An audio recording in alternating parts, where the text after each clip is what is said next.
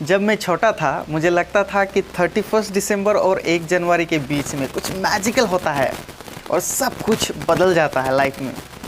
और लोगों ने मुझे ये भी बताया कि 1 जनवरी के दिन अगर आप नहीं नहा रहे हो तो आप पूरा साल भर वैसे ही गंदे रहोगे।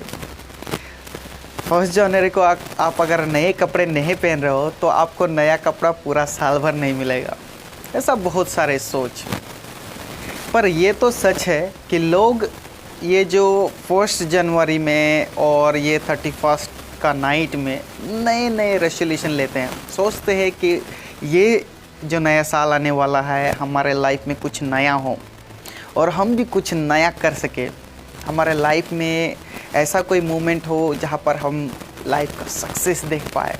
सभी लोग चाहते हैं कि नया साल में हमारे लाइफ में सब कुछ नया हो, परंतु हम लोग देखते हैं कि ज़्यादातर लोग इसमें सक्सेस नहीं हो पाते। फिर से वही घिसा पिटा चीज़ हमारे लाइफ में घूम फिर के आ जाते हैं।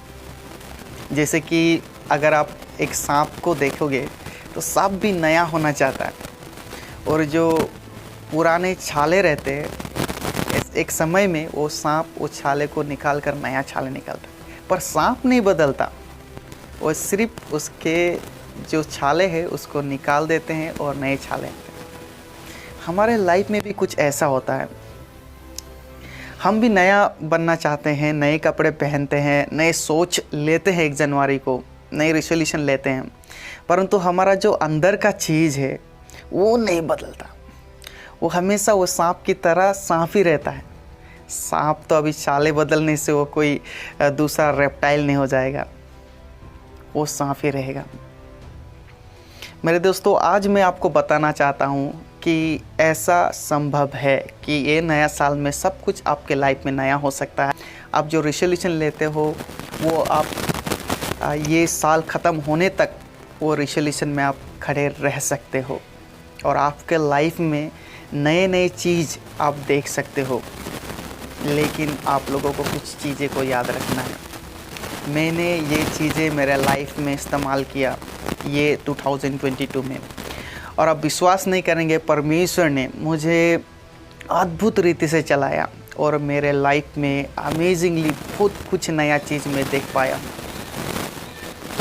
पहले तो मैं आपको बताना चाहता हूँ कि आप अगर आपके लाइफ में नई चीज़ों के साथ आगे बढ़ना चाहते हैं, पुरानी चीज़ों को अगर आपके लाइफ में कुछ बुरा हुआ है, कहीं आप अगर सफलता नहीं देख पाए, कहीं आप फेलियर हो गए, आपके लाइफ में कुछ डिस्करेजमेंट है, आप सोचते हैं कि ये अगर नया साल में आ जाए तो मेरा लाइफ तो फिर से बर्बाद हो जाएगा, तो मैं आपको बताना चाहता हूँ एक चीज़ जो आपका ये असफलता से सफलता में ले जा सकता है, वो है परमेश्वर का हाथ, परमेश्वर का प्रेजेंस, परमेश्वर का उपस्थिति सदैव अपने साथ मांगना है।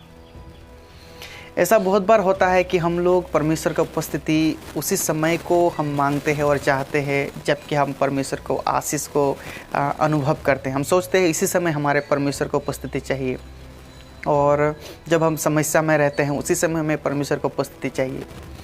परंतु दुख में, सुख में, हर समय, हर सेकंड अगर परमेश्वर का उपस्थिति हमारे बीच में है तो कोई भी चीज़ हमें दुखित नहीं कर सकता, हमें डिस्करेज नहीं कर सकता। आप लोग जानते हैं बाइबल में एक व्यक्ति जिसका नाम जाबेज था। पहला इतिहास उसका 4:9-10 में इसके बारे में हम पढ़ पाते, सिर्फ 2 पद। परंतु ये जो व्यक्ति था परमेश्वर से प्रार्थना किया और बोला, परमेश्वर मेरे राज्य को आप एक्सटेंड करो, बढ़ाओ, और आपका जो हाथ है मेरा ऊपर सदैव रहने चाहिए। और पहला इतिहास 4:10 में हम पढ़ते हैं कि परमेश्वर ने इस जाबेज को जैसे बोला वैसे उत्तर दे दिया।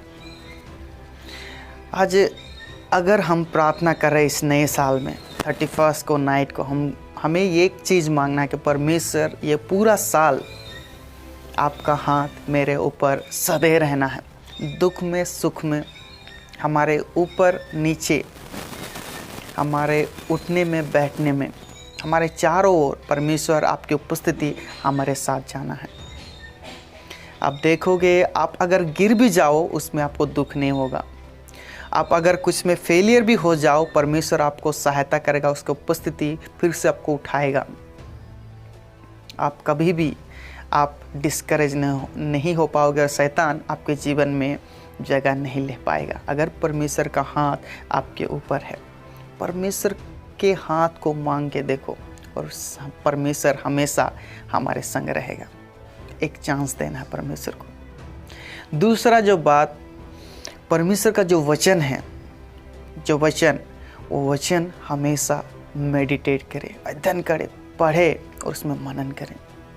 आप जानते हैं परमेश्वर ने यहोशू को प्रतिज्ञा दिया कि मैं तुम्हारे संग रहूँगा, जैसे मैं मूसा के साथ था वैसे ही तुम्हारे संग रहूँगा और सदैव तुम सफलता पाओगे, तुम्हारे भलाई होगा और तुम्हारे राज्य बढ़ जाएगा। ये सारे प्रॉमिस फुलफिल होगा, परंतु परमेश्वर ने बोला यहोशू के 1:8-9 पद में कि तुम्हें ये जो वचन है दिन रात इसको मनन करना है। ये वचन तुमसे हटना नहीं चाहिए।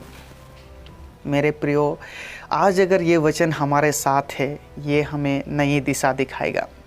ये नए साल में हमें क्या सिद्धांत लेना है, कहाँ जाना है, कैसे लोगों को हमारे साथ हमारे फ्रेंडशिप में लाना है, कैसे लोगों को हम कैसे लोगों के साथ हम रह सकते हैं, कैसे हमारे आत्मिक जीवन में हम आगे बढ़ सकते हैं, कैसे हम हमारे सामाजिक जीवन में हम आगे बढ़ सकते हैं, पारिवारिक जीवन में कैसे आगे बढ़ सकते हैं, हमें कौन सी चीज़ों में हमें सफलता मिलेगा, परमेश्वर दिखाएगा। क्योंकि ये वचन हमारे रास्ते के लिए उजाला है, लैम्प है, लैम्प अनटू माय पाथ।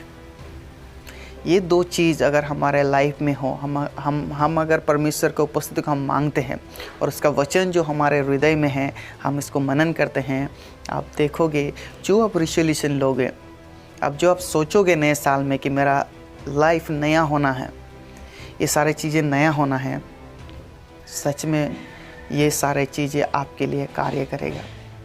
ये सारी चीज़ें भलाई को उत्पन्न करेगा। रोमियो उसका 8:28 में पढ़ते हैं। ये सारी चीज़ें जो भी कुछ आपका लाइफ में होगा, मेरे लाइफ में होगा, सभी चीज़ हमारे भलाई को उत्पन्न करेगा। परमेश्वर आप सभी को ये नए साल में आशीष करे। मेरे प्रार्थना आप लोगों के साथ है, जितने लोग देख रहे हैं, परमेश्वर आप सभी को आशीष करे।